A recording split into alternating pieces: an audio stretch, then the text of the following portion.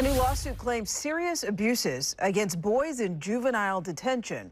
Well, this morning we heard from lawyers who announced the lawsuit as the largest of its kind, saying they are seeking $51 million for 10 clients.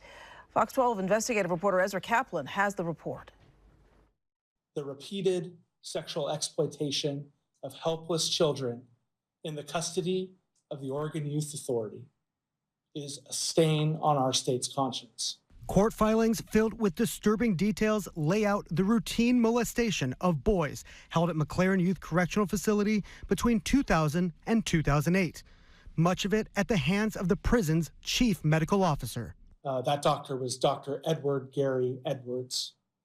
And Dr. Edwards, as you'll see in the lawsuit, his abuse of boys at MacLaren was so prolific that he was known amongst boys and staff as Dr. Coldfingers. 10 men who were held in custody in MacLaren as boys say that the doctor performed ungloved, intimate examinations and sexually assaulted them.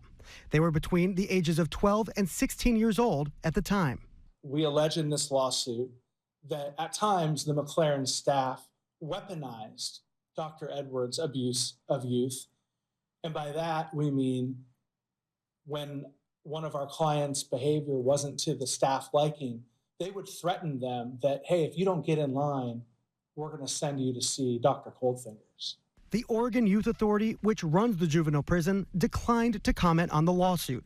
Dr. Edwards passed away last month at the age of 87, according to public records. He worked at the prison for 40 years and was responsible for the intake exams of all boys in custody.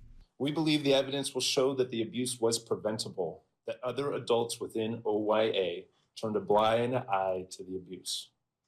After all, you don't get a horrific nickname like Dr. Coldfingers unless it's pretty pervasive. The suit claims that several of the men made complaints to the Oregon Youth Authority and reported the abuse. Yet, from what we can tell and what the evidence shows, nothing was done. The 10 men bringing the lawsuit say that they have suffered in the years following the alleged abuse. Many of them are still coming to terms with the long-term impacts that this abuse has had on them. Severe emotional distress, mental health issues, substance abuse, and really consistently, and I think notably, a loss of trust in authority figures. The attorney says that has made getting medical or psychological treatment really tough, especially as the men seek to heal from their own traumatic childhood. The lawsuit identifies 30 total individuals as defendants, but Dr. Edwards was the only one who they could definitively identify. That could change as lawyers get access to more information through the process of discovery. One major question is whether any of them are still working with juveniles. The attorneys say the top priority for their clients is to make sure the abuse never happens to another kid in custody. Reporting in studio, Ezra Kaplan, Fox 12 Oregon.